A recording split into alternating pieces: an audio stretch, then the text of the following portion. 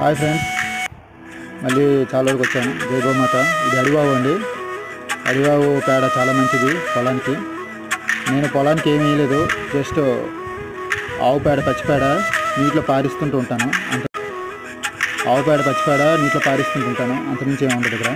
నేను ఏ chemicals వాడలేదో, even ఆర్గానిక్లో కూడా అది వాడండి, ఇది వాడండి, బెల్లం వేయండి, అది వేయండి, ఇది వేయండి, గోకులామృతం చేయండి, అది చేయండి, మట్ల పారించండి, జీవులు పెరుగుతాయి అని అదేం లేదండి.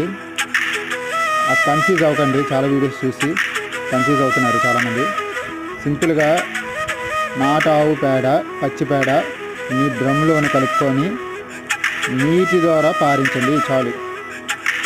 పత్తి మొక్క చాలా ఆరోగ్యంగా పెరుగుతుంది. ఇంకేమీ వేయక్కర్లేదు, ఏ కెమికల్స్ వాడక్కర్లేదు. నేను ఇప్పటివరకు పెంచినవన్నీ అవే పెంచాను ప్రయోగాలు చేసి. వీళ్ళందరూ ఏంటంటే కన్ఫ్యూజ్ చేస్తూ ఉంటారు, అది వేయండి ఇది వేయండి అనేసి. ఆ కన్ఫ్యూజ్లో కూడా అబద్ధం. దానికి కూడా మనుషులు పెట్టాలి. ఏ జీవోత్తరం చేయనా ఏ చేయనా మనుషులు పెట్టాలి. ఏమి అక్కర్లేదు. పచ్చి పేడ, అది నాటావు పేడ పచ్చి పేడ పారించండి మట్లో. ఇంకేం అక్కర్లేదు. తెల్లసరి పచ్చి పేడ వేసిన రాత్రి పేడ ఈ పేడ కలిపి నీటిలో కలిపేసి ఆ పేడని డ్రమ్ముల ద్వారా చిన్న చిన్న డొక్కులతోటి పారించండి.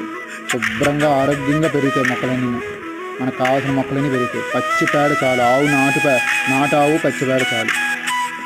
ఓకే ఫ్రెండ్స్, కన్ఫ్యూజ్ అవ్వకండి. చెప్తుంటుంటారు వాళ్ళు ఇది అది చేయి, ఇది వాడు అది వాడు ఇది పాడి అది ఇది ఏం పాడక్కర్లేదు. నాటావుని పెంచుకోండి. నాటావు పేడ పచ్చి పేడ నీటిలో పారించండి, అంతే. మీకు అదే. జై గోమాత. మళ్ళీ నెక్స్ట్ వీడియోలో కనిపిద్దాం.